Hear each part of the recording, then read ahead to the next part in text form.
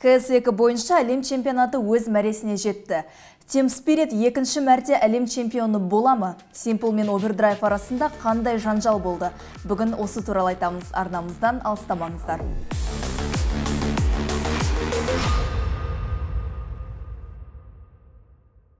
Бәріне сәлем, бұл Сайбер алаң және оны жүргізетін мен Аружан. Біз Қазақстан мен әлемнің киберспортына қатысты жаңалықтарды айтамыз. Біздің шығарылымдарымызды жіберіп алмас үшін арнамызға тіркеліп, лайк баса кетіңіздер. Көптен күткен жаңалық, өздеріңізге ерекше әрі ұмытылмас әсер сыйлайтын Қазақстан Республикасының күзгі кубогы өтетінін қуана хабарлаймыз. Бұл турнирге қатысу үшін Қазақ Киберспорт Федерациясының ресми парақшасындағы жаңалықтарды жіберіп алмаңыз. NTT командасы TI-12-дегі жарыс жолын аяқтады. Жігіттер төменгі кестеге түсіп, екінші раундта Virtus.Pro'дан жеңіліп қалды. Ал бұл жеңіс оларды үйге қайтаратын билет ретінде болды. Қайткенмен орташа нәтижемен 9-12 орынға жайғасқан Исламбеков ұжымы жақсы ойын көрсетті. Плей-оффтың бірінші матчында олар Тундраны жеңген еді. Айтпақшы, Тундра қазіргі әлем чемпионы. NTT жеңілісіне себеп болған не? Қандай жағдайда оң нәтиже болар еді? Команда жаттықтырушысы олар бұдан да жоғары нәтиже көрсете алады дегенді сеніммен айтуда. Уотсон лақабатымен танылған отандасымыздың қапалы екенін байқау қиын емес. Менде қазір тилт, қайтарға билет алынып қойды дейді ол. Әлімжан соңғы матчты армандайтынын, бірақ келесі жылы жаңа деммен оралатынын жігерлене айтып еді. Кем дегенде осыдан үмітті. NTT-дің тірегі болған Дмитрий Фешман-Полищук болса, ұят 9 бен 12 орындамыз. Тағы да өткен жылғыдай дейді. Сіздің ойыңызша биыл NTT-ге не кедергі болды? Жалпы бір жылда команда қаншалықты өсті? Пікірлеріңізді жаза кетіңіздер. Бұл интта көпшілік Virtus.Pro'ға сенімді. Cybersports.ru порталы оларды The International-дегі үздік командалардың бірі деп санайды. Сондай-ақ Кери Иле Ульянов Киритич командаға көктемде ғана қосылған еді. Бұған дейін ол Немига Гейминг құрамында ойнаған. Тағы 3 ойыншы Сквадекс Иле Кувалдин, Нотис Евгений Игнатенко және Саюф Олег Каленбек желтоқсаннан бастап командада ойнап жүр. Ал капитан Артем Баршак командадағы жалғыз ардагер және өткен интта жаттықтырушы ретінде өнер көрсеткен.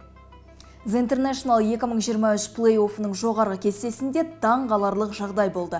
Spirit командасы мен Virtus.Pro арасындағы жекпе-жек турнир кезінде ең көп қаралған ойынға айналды.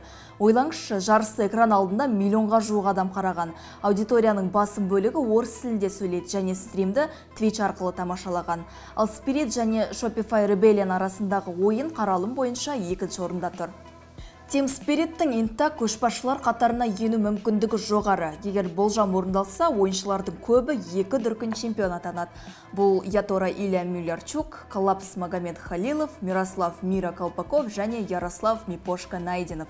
Жігіттер қазір 10-шы ойында жеңіске жетті. Турнирдегі соңғы жетістіктер қатарында 6 жеңісі бар. Жеңіліс мүлдем жоқ.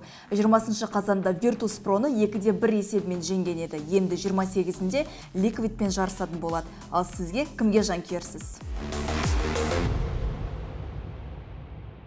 Киберспорттағы ең жақсы оқиғалардың бірі.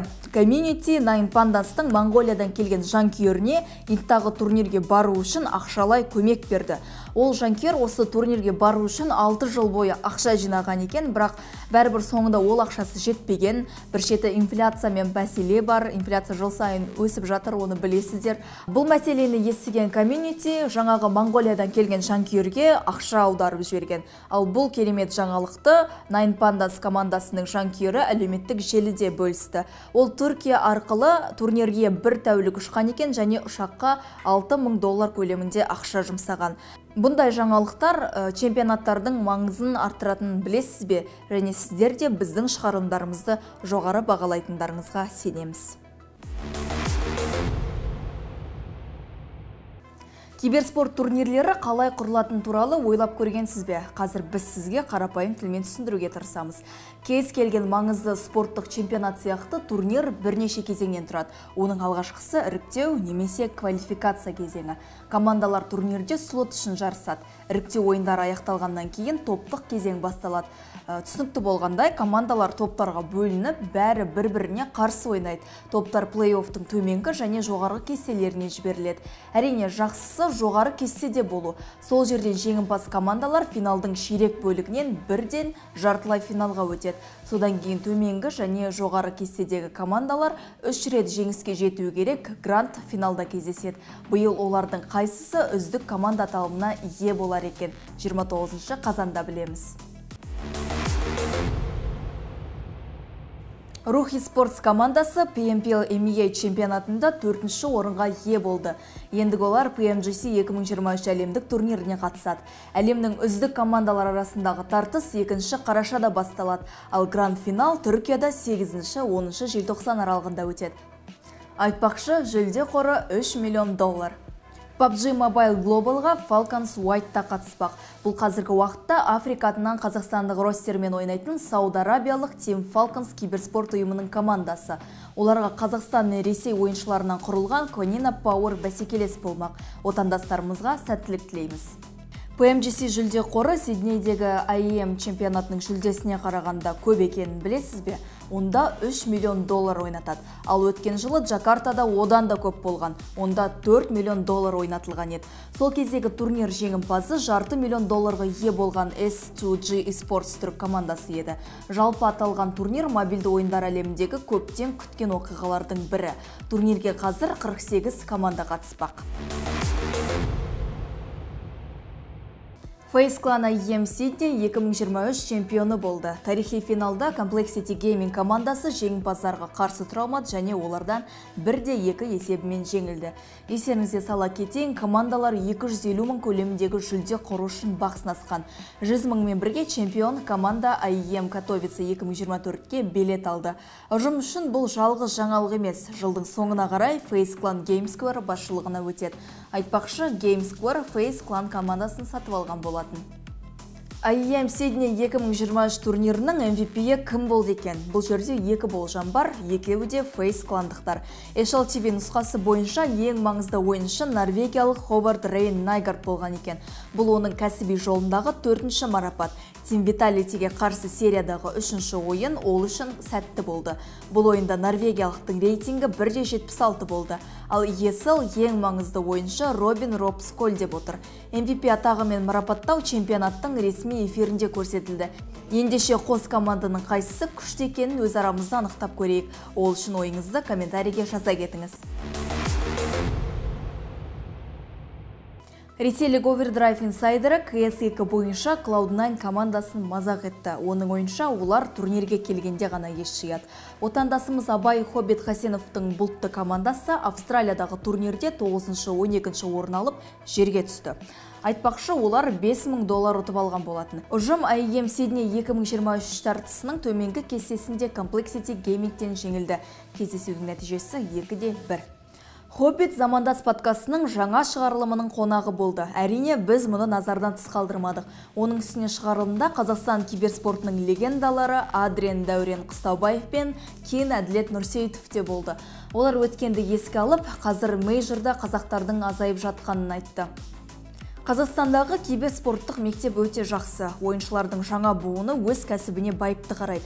Киберспортшылардың пікірінше, европалықтардан айырмашылығымыз біз үйде ғана емес, нағыз бәсекелестік сезілетін компьютерлік клубтарда ойнауға үйреніп қалғанбыз. Сондықтан ауқымды шараларда жігіттер өздерін жақсы көрсетеді. Көздерінде әрдайым от бар. Ойыншылар Қазақстандағы интернет жайлы да әңгімелесті. Олар Токиодан әлі алыстамыз дейді. Олар біздің аймақта пингтің жоғары екенін де айтты. Өкінішке қарай көптеген киберспортшылардың елден кетіп жатқанына осы нәрселер себеп екен. Бұл әрине қынжылтатын жағдай. Симплға қатысты Санта-Барбара әлі де жалғасып жатыр. Расында бұл тіпті үнді сериалдарынан да асып түсті. Спойлер, оның командадан кетіп кетпейтіні әлі белгісіз. Simple бұл жерде бір нәрсені жұмбақтап тұрған сияқты. Стримдердің бірінде ол келесі турнирге келетінін әлі білмеймін деді. Сиднейге де бармады. Өткен шығарылымда айтқандай, бұл құжаттардың қателігінен болып отыр. Оның орнына чемпионатта команданың жаттықтырушысы Андрей Городенский өнер көрсеткен болатын. Ростер 9-12 орын алды. Ендігі сауал, Костылев Блас Премьер Фол финал 2023 үшін Копенгагенге барама? Тағы бір ойыншы Valve'ке жаңа CS2 үшін шағымданған екен. Қысқасы қазір Саша Тильтте. Ал енді бізде өсек тайм. Simple туралы айтуды жалғастырамыз. Ол Харуми мен Overdrive инсайдерлеріне былап сөз айтып, бәрін таңғалдырды. Инсайдерлердің айтуы бойынша Саша әуежайда рейстен қалып кеткен, тіпті жиі алкоголь ішеді екен. Overdrive'да Simple'ден қалар емес. Телеграмда ол туралы көп жазба жазған. Ал Харуми Overdrive'пен тартыстағы Simple'дың 5 үлкен артықшылығын жазды. Костылев ит үреді, керуен кетеді дегендей, өздері жақсы ойнай алмайтындар бос сөйлейді дейді. Сашаның жазғанын оқып берсек, шыны керек, Counter-Strike тұрмақ, жалпы киберспортқа еш үлес қоспай, осылайша көпшілік алдында танымал болғысы келетіндер жүйкені жұқарта бастады. Бұл жағдайға қатысты тіпті Монеси деп пікір білдірді. Ал сіз не ойлайсыз? Сауд Арабиясы киберспорт хабқа айналама. Бірер күн бұрын олар әртүрлі бағыттағы турнирлер сериясының басталғанын айтты. Ал бұны кім айтқанын білесіз бе? Ханзада Мұхаммед ибн Салбан. Алғашқы турнир 2024 жылдың жазына жоспарланған. Арабтар бұл іске шындап кіріскен сияқты, өйткені қай қырынан қарасақ та киберспорт патшалықтан өз орнын алып жатыр. Сіздер үшін айта кетейік, бұған дейін Ханзада Фейсал ибн Әл-Сауд халықаралық киберспорт федерациясының жаңа президенті болып тағайындалған еді. Бұл да елдегі киберспорттың стратегиялық маңызын көрсетеді. Ақшаларыңызды дайындаңыздар. Razer мен Dolce Gabbana сән үйі люкс ойын топтамасын шығарды. Бұл жаңалық бір ай бұрын шыққан. YouTube-те мерчтің қандай болатыны көрсетілген бейне жазбада бар. Ал бірер күн бұрын Razer Instaда жаңа ойын креслосын көрсетті. Адамдардың пікірі екіге бөлінді. Біреулер бұны жай қалау емес, қажеттілік десе, енді біреулер бұны бәрібірде ала алмайтынын айтты. Енді бұл Dolce емес пе? Әзірге бағасын біз де білмейміз. Ол жайлы ресми сайттарда ешқандай ақпарат жоқ. Мұны білу үшін жыл соңына дейін күту керек деп отыр. Ал сіз осындай креслоны сатып алар ма едіңіз? Оңтүстік Кореяда жүлде қоры $2 миллион асатын Riot World Championship жалғасуда. Бірінші аптаның нәтижесінде Liquid және Team BDS үйлеріне қайтты. Тағы 6 команда ойыннан шығып қалайын деп тұр. League of Legends турниріне ақш, Қытай және Оңтүстік Кореядан келген ойыншылар жиналған. Ал турнир қарашада аяқталады. Біз Cyberallan командасы Қазақстандағы киберспортты дамыту және киберспортқа қатысты қазақ тілінде ақпарат тарату мақсатында апта сайын осындай жаңалықтарды шығарып отырамыз. Біздің шығарылымдарымызды жіберіп алмас үшін YouTube пен Telegramдағы арнамызға, TikTok пен Instagramдағы парақшамызға тіркеле кетіңіздер. Сіздермен бірге болған мен Аружан, келесі кездескенше.